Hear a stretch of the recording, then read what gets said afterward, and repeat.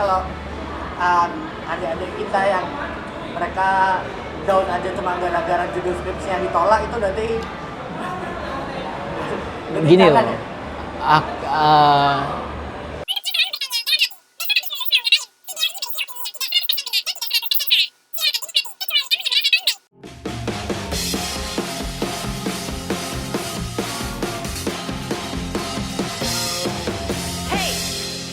Hai semua, namaku Hendrik. Aku lulusan psikologi Sanata Dharma Yogyakarta. Proudly say I am Sanata Dharma. Sekarang profesinya? Pekerja. Sebagai. Oke, sekarang aku kerjanya di bidang HR, Human Resources, di salah satu company, bergeraknya di bidang foundation. Bebas. Ya, asal jangan panggil Mondri. Loh, jangan sulit.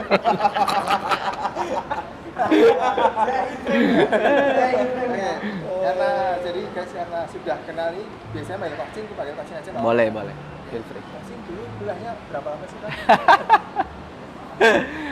Aku kuliah hampir 7,5 tahun. Mungkin backgroundnya karena aku ngerantau kan, aku bukan asli Jogja. Terus semester 2 itu aku homesick, jadi aku sempat pulang setahun aku vakum kuliah.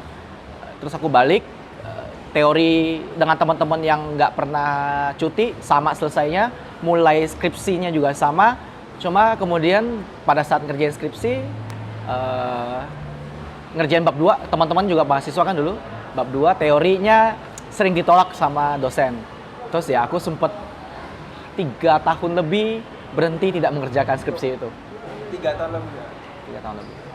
Terus kalau nggak garap skripsi, kegiatannya apa selama 3 tahun itu? Aku membantu teman-teman di psikologi. Waktu itu kita ada kayak komunitas yang volunteer, guru volunteer ngajar di SD Inpress. Di Jogja kan masih ada beberapa yang SD Inpress. Saya nggak tahu teman-teman masih tahu nggak SD Inpress itu apa. Terus kemudian aku bekerja sampingan juga, terjadi fasilitator buat acara bonding atau outbound di beberapa tempat. Sampai aku juga pernah bekerja sampingan sebagai SPB, Sales Promotion Boy. Even aku pernah menjadi badut yang menggunakan pakaian Donald. Jadi aku ngerasain bahwa pakai baju begitu tuh berat dan panas. Hanya buat ngisi hari-hariku. Kemudian bisa memulai ngerjain skripsinya? Nah, itulah kenapa salah satu yang bikin bondingnya aku dengan psikologi Sanata Dharma itu kuat. Satu, teman-teman angkatan itu mendukung buat, ayo dong, jadi sering menyemangati, ayo kita kerjain.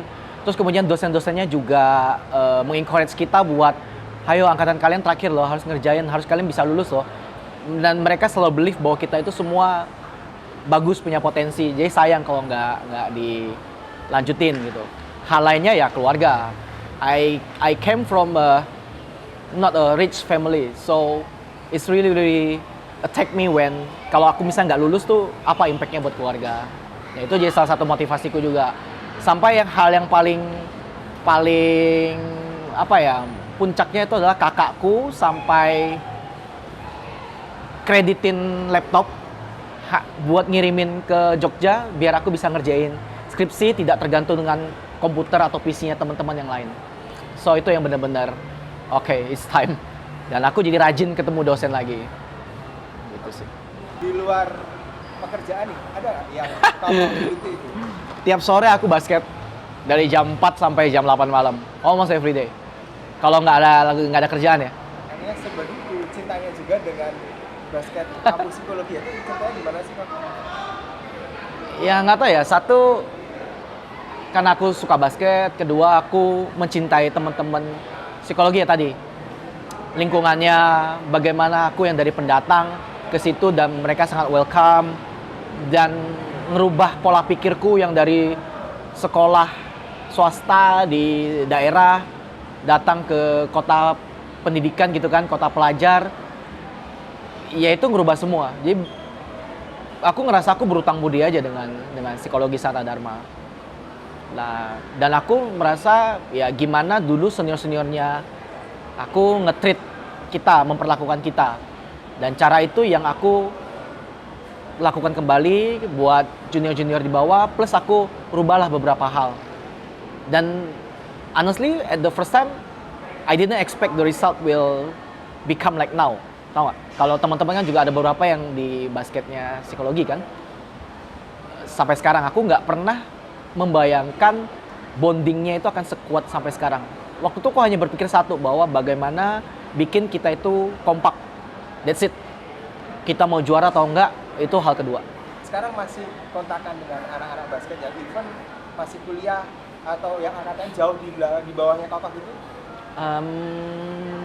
Masih, tapi sudah tidak seaktif dulu lagi. Aku masih ada di grupnya mereka, sometimes aku juga masih ngobrol, tapi sudah tidak seaktif. Mungkin 3 tahun terakhirnya aku udah nggak seaktif itulah. Terakhir aku 2 minggu lalu aku ke Jogja, itu terakhir kali aku bertemu dengan anak-anak yang baru. Tapi kalau dulu habis lulus masih sering bolak-balik? Masih. Kenapa sebegitu bela ini? Ya tadi ya, lagi hot-hotnya, terus anak-anaknya menyenangkan dan mereka juga lumayan terikat dengan aku gitu kan.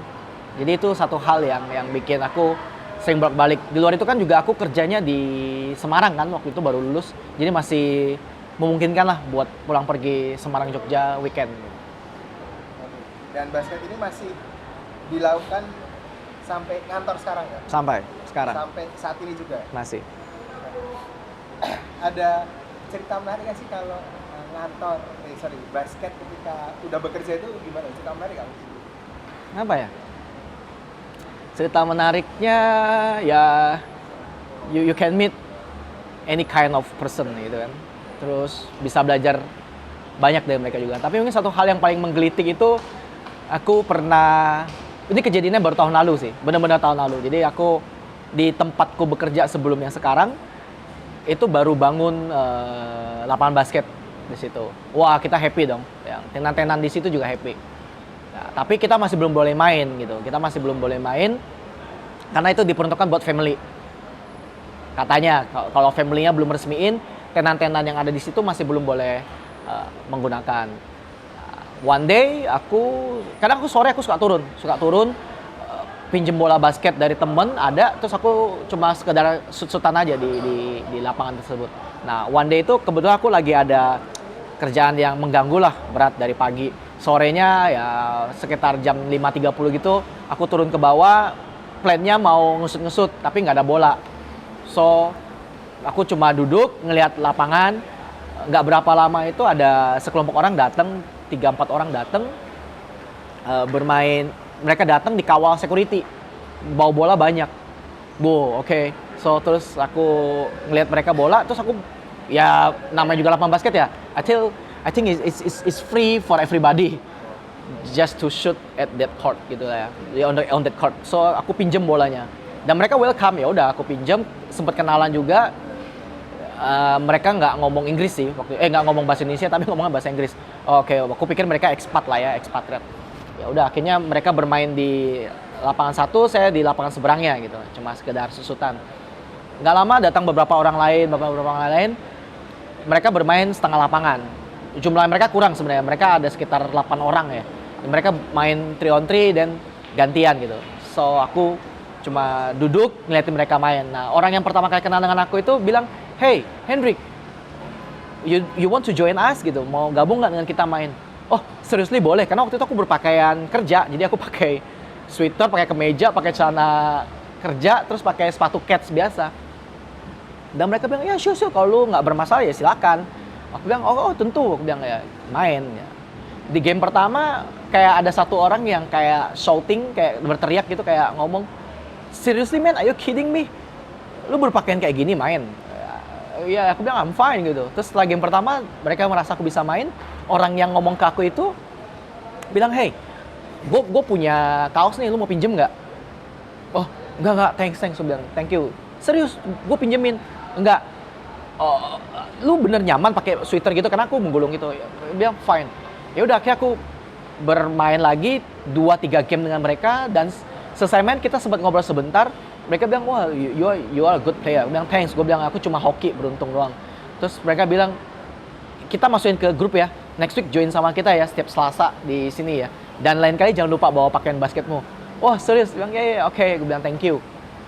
Dan sejak itu aku lumayan rutin main dengan mereka setiap minggu Selasa gitu. Orang yang shouting sama aku waktu itu yang ngomong, lu serius nggak mau main, nggak mau pakai baju dan segala macam itu, aku cuma sempet ketemu 2-3 kali. Nah setelah 3 bulan aku bermain, ada satu masa di mana kita bermain yang datang cuma 6 orang. Biasanya setiap selesai main tuh jam 8 malam, aku langsung pulang, nggak ngobrol-ngobrol apapun. Selesai main itu, karena kita cuma 6 orang, selesai main aku ngobrol. Waktu itu kita cuma ada bertiga atau berempat saja yang stay, yang lain udah balik. Kita ngobrol-ngobrol dan aku baru found out kalau yang sering ngurusin kita main itu adalah menantunya salah satu family tersebut.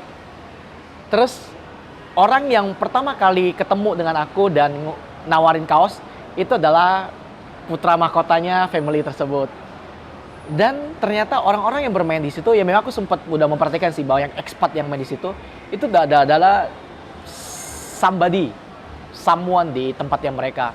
Either mereka CEO di company oil and gas, either mereka itu chief di hotel di salah satu hotel di Jakarta, either mereka itu bekerja di mana.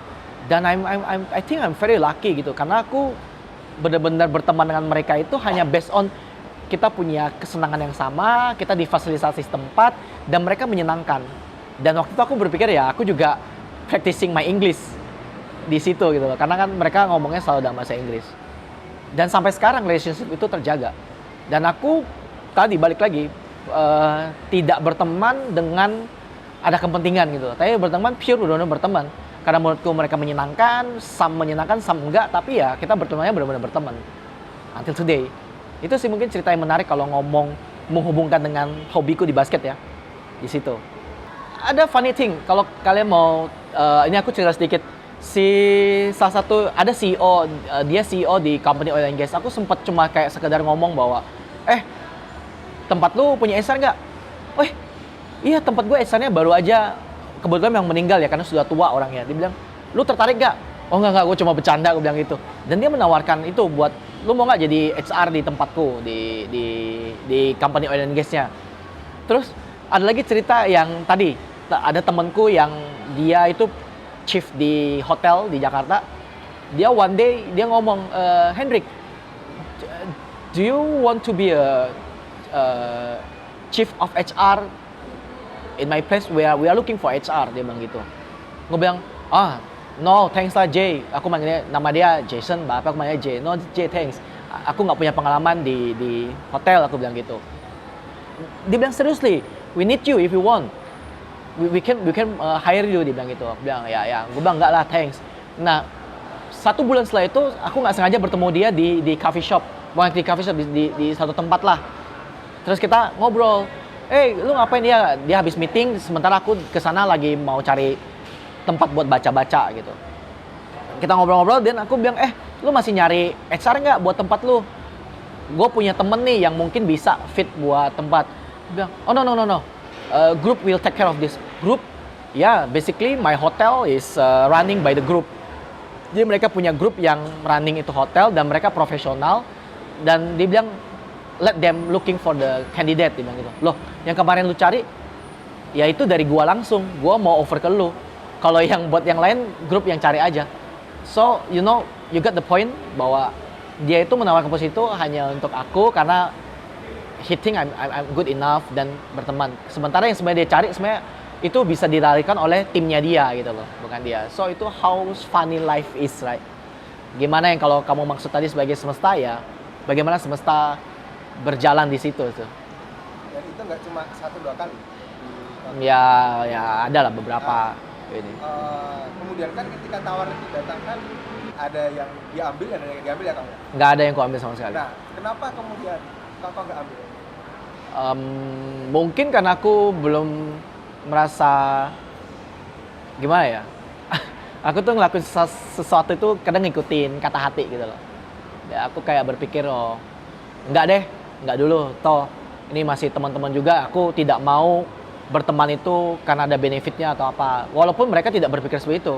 Mereka basically memang butuh nyari posisi itu. Tapi aku tidak mau mengganggu di situ gitu sih. Menjaga lingkaran pertemanan itu dulu. Yap. Dan aku benar-benar believe bahwa one day kalau aku benar-benar butuh bantuan, mereka pasti akan membantu kok.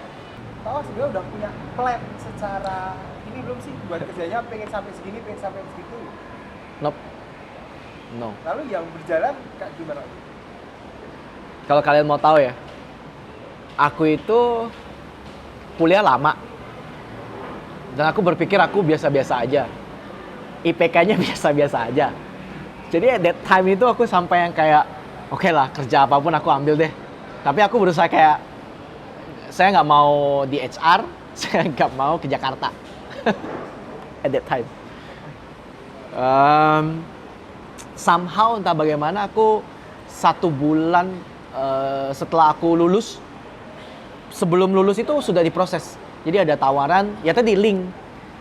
Karena kita berteman itu kan pasti teman-teman pada ada lowongan nih, ada ini, kamu mau nggak? Nah, yang dengan kejadianku adalah ada satu adik angkatanku yang kayak nawarin, Cinghe, ini ada bekas bosku di Bali, dia baru mutasi, baru promosi ke Jawa Tengah, ke Semarang, dia lagi nyari HR. Kamu mau nggak? Aku bilang, ya oke lah, gitu. Kenapa, why not, gitu. Kalau mereka dia oke, kenapa enggak? Terus ternyata kakak kelasku SMA yang ada di Pontianak, itu adalah kepala cabang di perusahaan itu juga. You know, bagaimana linknya itu? Jadi, dan banyak senior-seniorku yang dari alumni SMA aku itu yang juga bekerja di perusahaan itu gitu loh, di Jawa Tengah. So ketika aku mau diproses, aku juga menghubungin kakak kelasku. Kebetulan aku juga lumayan baik lah hubungannya dengan dia. Aku bilang, Koh, aku diproses di sini nih, tempat lu. Oh iya nih, HR manajernya baru si ini ya, namanya Pak ini ya. Iya, ya lu serius mau kesini? Ya kalau emang cocok kenapa enggak? Terus ya udah dia kayaknya entah bagi aku juga enggak melanjut lagi, aku cuma menghubungi melalui media sosial. Terus ketika aku dipanggil oleh HR manajernya ke Semarang waktu itu buat interview, beliau langsung ngomong juga, kamu kenal sama Pak ini? Iya, itu kakak kelasku dulu. Oh iya, dia rekomendasi kamu juga. Oh oke. Terus ya di luar itu kan interviewku dengan si calon atasanku nanti dong, dia dapat chemistry atau enggak. Ya singkat kata ya aku masuk ke situ 1 bulan. 1 bulan setelah aku lulus, aku mulai bekerja di Semarang sebagai HR. Oke. Dan ya dimulai di situlah cerita-cerita karirku. Kalau ngomong karir kerja ya sampai sekarang sebagai HR. Sebelum aku kulik yang setelah dari Semarang itu, ternyata sebelum bekerja pun link itu sudah terbentuk kalau gitu. Ya tanpa sadar. Itu dari teman-teman kuliah atau teman-teman luar kuliah atau Semua teman. Kalau yang tadi case tadi itu adalah kakak kelasku SMA. Dia kuliah di Jogja juga tapi beda universitas. Gitu. Ya tadi you have to build a good relationship kalau menurut nanya aku ya. You have to build a good relationship without any kind of benefit you expect from them. Jadi lu bener-bener ya kalau teman ya berteman lah. Aku punya kepercayaan bahwa ya one day selalu akan ada apa aja yang akan ngebantu kamu dari relationship itu. Tadi dengan catatan kamu benar-benar berteman, bukan yang berteman dengan mengharapkan something gitu loh. Dengan siapapun, mau dengan yang levelnya lebih tinggi, mau yang dengan selevel ataupun mau dengan teman-teman yang masih kuliah ataupun baru lulus atau apapun. Anything. Itu beliefku. jadi ternyata bicara kemudian. Iya, dan itu membantu. Kalau kamu lihat nih ceritanya banyak hal yang tanpa sadar tuh itu menyinggung ke situ gitu. Nah, kenapa waktu itu nggak pengen jadi HR? Padahal kan main jobnya si kan HR nih. Ya, mungkin kalau sekarang mungkin sudah berubah ya.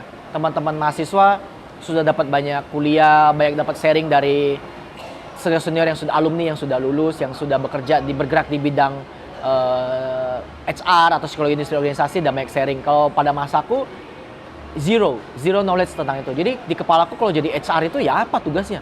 Rekrutmen. Gila, rekrutmen doang gitu loh. Cuma ngerekrut orang, terus fungsinya ngurusin administrasi segala macam.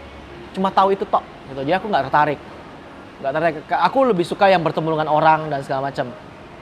Tapi ternyata ketika sudah di sekarang HR itu tidak hanya rekrutmen, HR itu banyak, luas dan banyak hal yang bisa kita lakukan related dengan HR. Di awal ketika aku baru bekerja, baru lulus, itu kan kerjanya di Semarang. Nah, perusahaannya itu kita sebutnya kantor wilayahnya di Semarang, tapi dia itu menghandle seluruh Jawa Tengah. Jawa Tengah itu dibagi, Jawa Tengah Utara dan Jawa Tengah Selatan. Bayangin aku baru lulus, pegang Jawa Tengah Selatan, which ada 8, kalau kita sebut kantor cabang. Jawa ada Jogja, Solo, Magelang, Purwokerto, Purworejo, yang lain aku lupa gitu loh. Nah kerjaanku keliling kota-kota itu, ngerekrut salesman lah, ngerekrut admin lah. Di luar itu kita harus ngeliatin gedung, ngeliatin kantor cabangnya masih layaknya ada bermasalah apa nggak. Harus ngeliatin truk-truk yang ada di cabang atau kendaraan operasional itu bermasalah nggak. Dan kita balik ke Semarang, report ke atasanku tadi, HR manager. Apa itu? Tapi basically 80% kerjaku adalah meng-hire orang, rekrutmen. Sampai setahun bekerja, atasanku itu dipromosi ke Jakarta. Sebelum pergi dia ngomong, Drik, kamu itu bagus, sabarnya di sini, nanti kamu bisa kok ke Jakarta gitu loh. Nanti aku bawa ke sana. Aku bilang fine, tapi saya nggak punya keinginan buat ke Jakarta at that time. Terus ya somehow karena berapa bulan nggak ada dia, kita di handle oleh operation manager di sana yang which adalah senior, udah sepuh banget di sana. Mungkin karena masih muda, dia ngerasa nggak cocok. Dan akhirnya aku decided buat resign. Nah buat resign itu singkat kata aku lagi relationship tadi. Ada teman angkatanku yang nawarin, kamu mau ke Jakarta nggak? Ke salah satu big company di sana. Penempatannya di Cikarang. Aku bilang oke.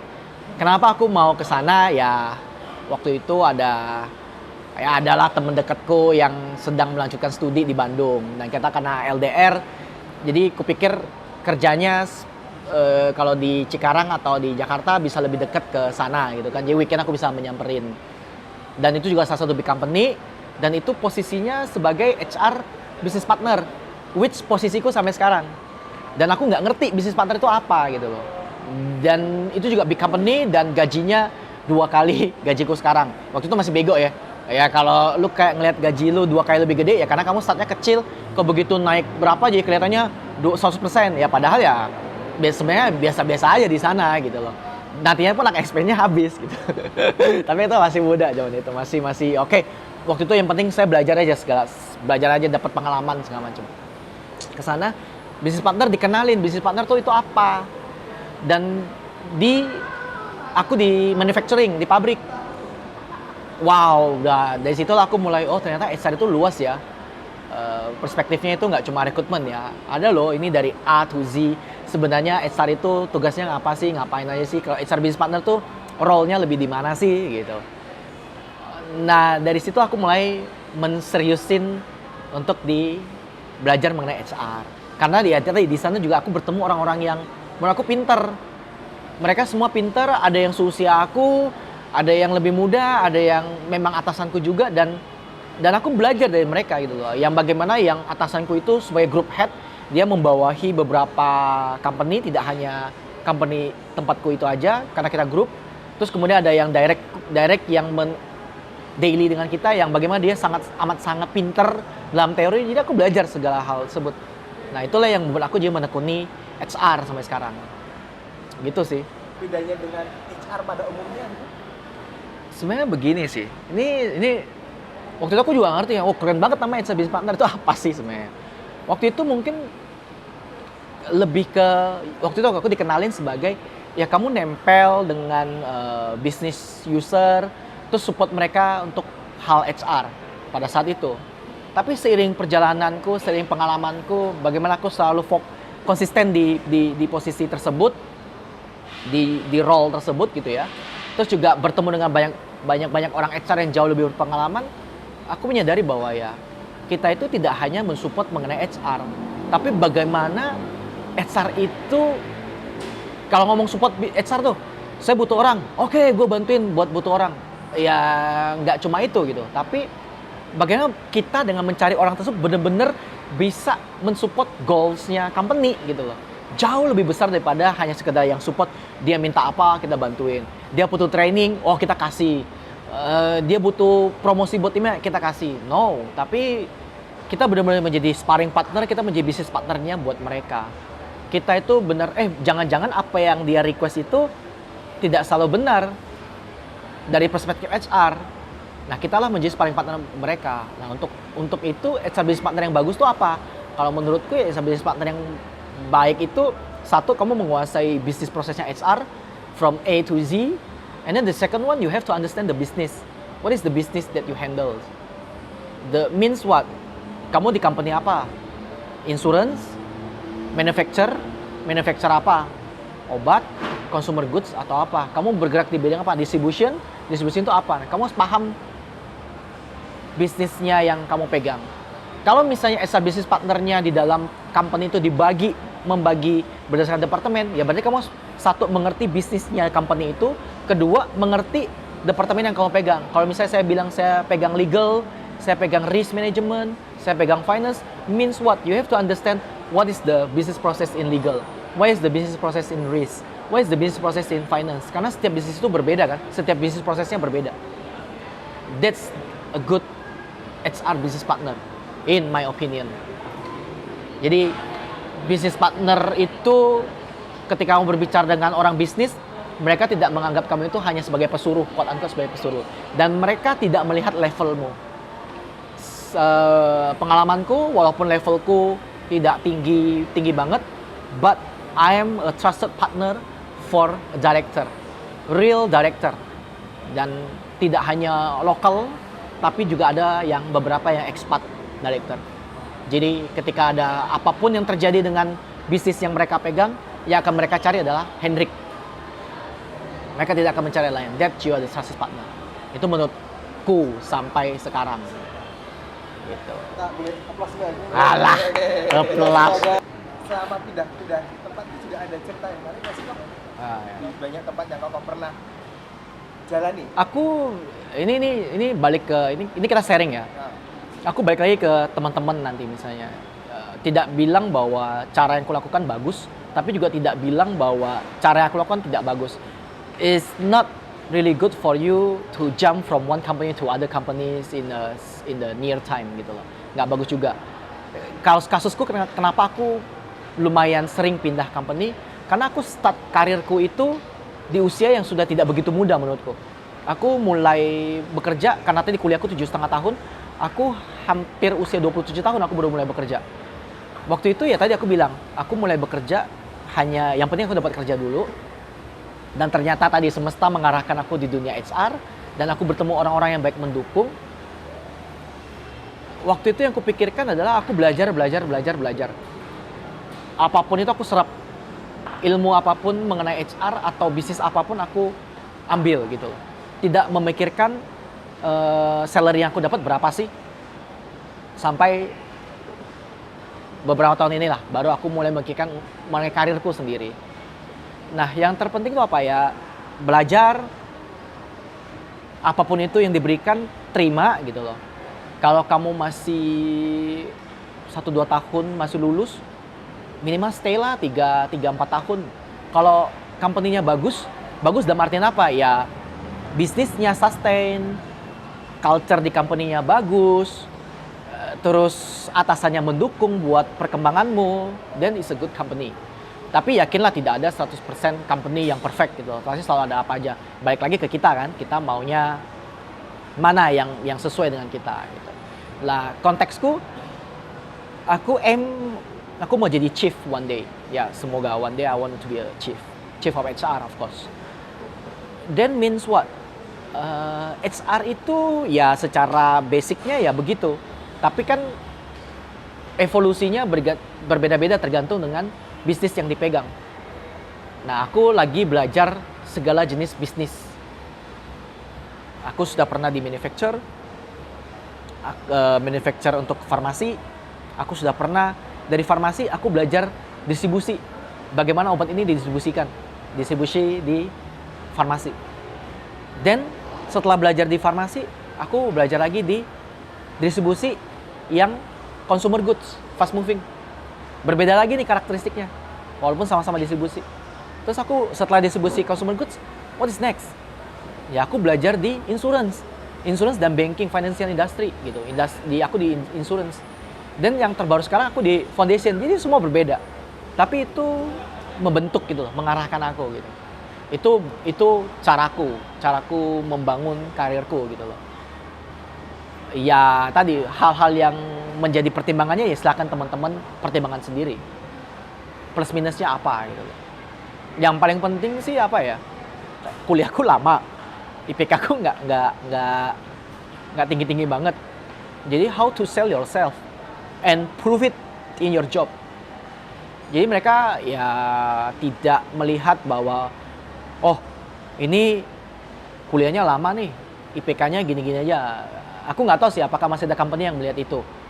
Kalau aku pribadi aku tidak begitu melihat. Aku lebih melihat ke bagaimana ketika orang itu berinteraksi pada saat proses interview, bagaimana dia cara menjawab pertanyaan, bagaimana cara ketika kita memberikan case, dia menyelesaikan case tersebut.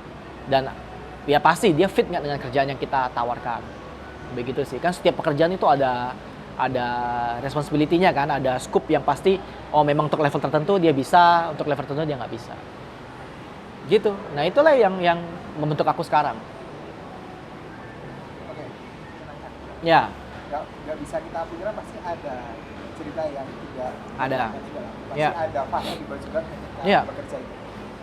Kakak bisa share ke kita gitu, di fase mana itu yang menurut kakak itu benar-benar struggling banget. itu sekarang 2019 ke 2014 kali ya. 2014 aku ada di company di mana ya, di distribution farmasi. Aku baru dipromot waktu itu, jadi asisten manager. Sebenarnya secara kerja aku fine, tapi aku kurang engage dengan company ini, mungkin karena aku merasa sulit lah untuk kok harus begini sih gaya, harus begini. Tapi sebenarnya itu is a good company. And until today I have a good relationship dengan direkturnya, dengan bekas atasanku sampai sekarang, sampai hari ini. Karena kan sekarang aku udah lumayan mature lah. Waktu itu kan aku masih ya cupu-cupu anak muda lah, masih berapi-api gitu kan, masih idealis banget. Ya sampai sekarang juga masih idealis, tapi sudah lebih bisa tertata lah. Nah, along the way 1 bulan setelah aku dipromot, aku di-approach oleh satu company gitu, yang dia distribution buat consumer goods. Dan prosesnya 3 bulan. Gila ya, 3 bulan. 3 bulan sampai akhirnya aku decide aku pindah. Kenapa? Satu, aku merasa aku melihat beberapa temanku sudah level manager. Dan dia offer aku sebagai level manager untuk pegang satu company tertentu gitu kan, buat running. Aku sudah ditahan di companyku yang sebelumnya bahwa lu kena, dan mereka ya aku tahu mereka kecewa karena aku baru dipromot 3-4 bulan sebelumnya, terus tidak mudah buat promosi di company itu, for your info. Jadi kenapa sih lu harus pergi, kenapa ini? Ya aku bilang ini new challenge buat aku, bilang itu. Aku tidak pernah posisi sebagai manajer, aku mau belajar. Walaupun aku tahu perusahaan tempatku itu sebenarnya jauh lebih sehat. Waktu itu kan company yang baru itu kan nama besar juga, tapi nggak tahu kalau dalamnya seperti apa. Dan last day-ku aku pamitan, ya seperti biasa kita pamitan dengan ya siapapun gitu.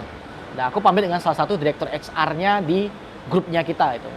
Dia grup director HR for the group. Jika ada company-company dia grupnya. Yang loh, kapan terakhir? Hari ini. Kamu pindah kemana? Pindah ke ini pak. Hah? Sini. Dan aku dipanggil masuk ke ruangannya dia, dikunci 1 jam ngobrol dengan dia. Kenapa kamu nggak ngobrol dengan aku dulu? Aku dulu dari situ. Jangan sampai kamu ngurus company ini ya. Ini nih kacau gini bla bla bla bla bla. Wah saya kurang tahu deh pak. Yang saya bilang sih saya akan handle distribution juga, tapi consumer goods. Dan mereka butuh experience-ku di distribution, walaupun bisnisnya berbeda. Ini consumer goods bukan farmasi. Ya, wish you luck. Dia sampai memberi kamu jangan segala macam. And do you know what? Ternyata memang company yang kupegang, company yang dia maksud. Dan itu kacau habis. Bener-bener totally kacau. Nah itu, ini semesta berjalan lagi nih. Itu aku bener-bener stres. Wah, gampang mah, gastro sering naik. Sendirian, tidak ada support atau apapun gitu kan. Even atasanku yang awalnya ketika interview aku ngerasa, oh dia sih mensupport sih. Ternyata baru tahu realnya seperti apa. Dan aku cerita dengan atasanku yang di company sebelumnya yang melarang aku buat pergi. Dia sih nggak nyalahin aku, nggak. Kamu tahu apa? Dia waktu itu dia langsung membagikan aku email-email. Ini headhunter ini temanku yang ini, dan dia juga CV-ku dibagikan dia ke teman-teman dia yang lain yang sama. Maka aku bilang relationship itu penting kan. Sampai dia ngasih aku satu juga email teman kuliahnya dia di UI dulu. Dia bilang dia kayak lagi nyari HRBP juga nih. Nah singkat kata ya itu, aku apply ke situ, dipanggil, ketemu, dan pindahlah aku ke sana. Dan itu company yang bikin aku amat sangat betah. Dan aku bilang tadi culture-nya, yang tadi aku cerita sebelumnya, kalau itu yang bikin aku amat sangat engage. Nyesel nggak dengan company sebelumnya? Enggak. Karena aku belajar dari setiap fase aku bekerja itu, selalu ada kejadian tidak menyenangkan, ya situasi yang tidak menyenangkan lah. Yang tadi di perusahaan pertama aja kita bertemu orang-orang yang menyebalkan gitu kan, selalu ada. Tapi itu yang membentuk kita. Even my lowest moment di company yang tadi aku stres, sering sakit, gastro naik, stres dan segala macam, even aku almost dipecat. Kok bisa? Iya, ya karena tadi ternyata dia tidak sesuai dengan keinginannya dia, dan dia willing buat spend money biar aku nggak lanjut. Ya tadi semesta mendukung. Somehow aku mendapatkan tempat baru juga kan. Balik ke kita ya. Kalau aku kan ya tadi lu penting harus ada satu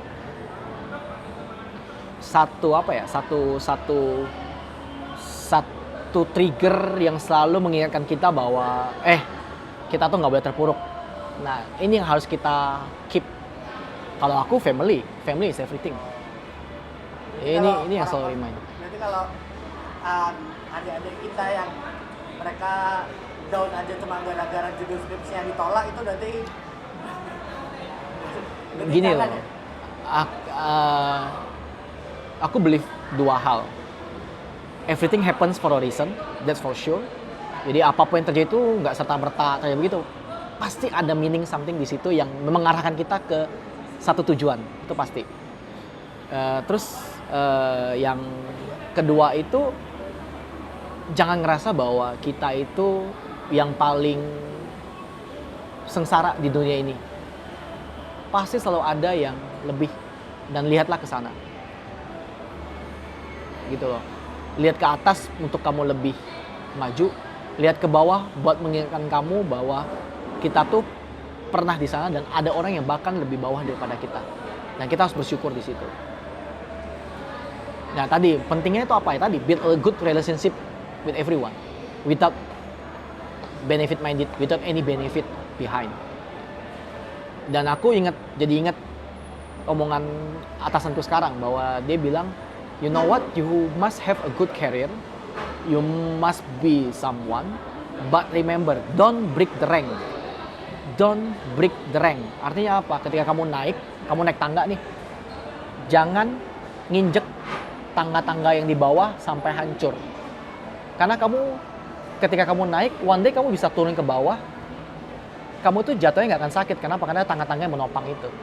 And I think itu sesuai dengan beliefku tadi, bahwa selalu bersyukur bahwa ada orang yang di bawah dan jangan menginjak mereka gitu. Kakak udah merasa puas belum sih? Belum. Kenapa belum? Aku merasa ilmuku cuma segini. Sementara banyak hal yang aku juga masih belum tahu gitu loh. Masih harus belajar. Aku masih mengejar master. Jeleknya itu aku selalu menahan diri, kayak nggak percaya diri buat ngambil gelar masternya itu. Padahal opportunity itu selalu ada. Yang terbaru, CEO-ku yang sekarang, atasanku, memberikan opportunity buat ngambil sekolah di China, bisnis. Istriku mengizinkan gitu, tapi aku nggak pede. Terus sebenarnya aku juga terbuka open scholarship buat ngambil pendidikan di Indonesia. Ya again, aku belum melakukan itu. Jadi masih baik lah aku kejar. Karena aku gini sih, mungkin yang bagi aku penting kalau punya role model. Nah, role model itulah yang kita lihat jadi ya motivasinya kita, jadi targetnya kita. One day gue akan seperti itu. Nah, aku punya beberapa role modelku gitu. I want to be like them. Ya, if possible, I want to be more than them. But ya itu masih far away. Nah, itu yang aku merasa masih belum puas.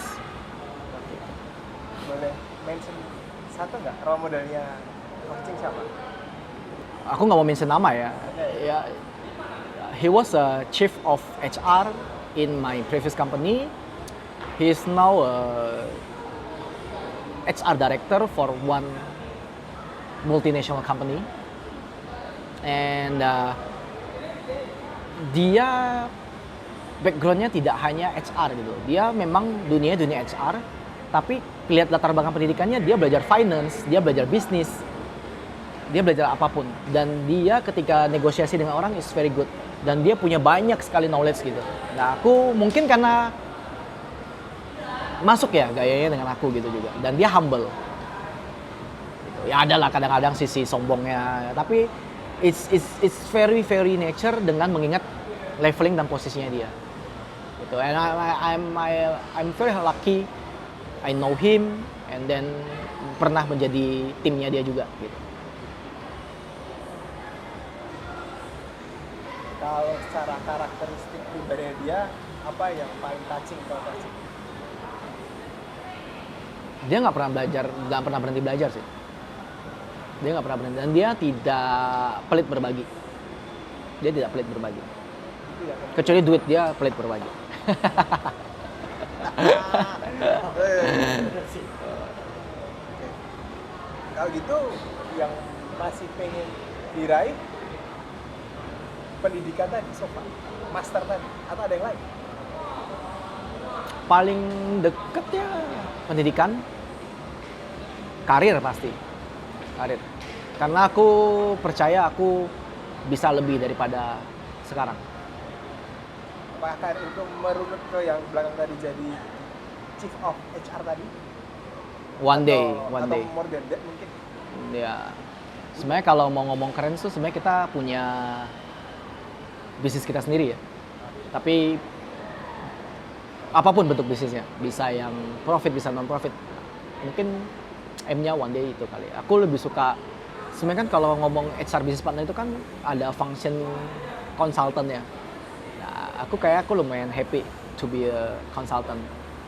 Dan sebenarnya sekarang pun aku sambil belajar. Jadi ada perusahaan temanku yang meminta aku menjadi konsultan HR buat dia, buat mereka. Ya, aku belajar. Atau mau ngasih pesan atau say apa gitu? Aduh, kalau ngasih pesen sih ya, I think aku bukan di posisi yang untuk berikan pesan. Mungkin kalau nge-reflect ke pengalamanku saja, entah itu applicable buat teman-teman atau tidak lagi ya. Just be yourself. Klise, tapi ya itu berguna gitu loh. Dan jangan pernah berhenti belajar sih. Apapun itu. Aku even dari komik pun kita belajar something gitu dari komik. Hal apapun aku baca, aku suka belajar dan build a relationship with everyone. But again, build a relationship without benefit minded gitu ya. Benar-benar yang berteman. Semesta itu pasti akan mengarahkan kita kok.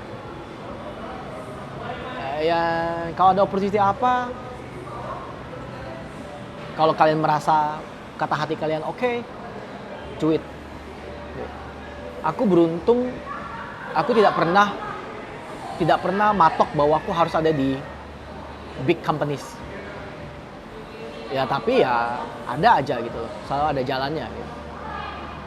Nah itu semesta mendukung. Staking jadi. Iya, mustahil. Just enjoy your life, enjoy every moment. Akan berguna buat kita kok. That's all. Tepuk tangan. Wow.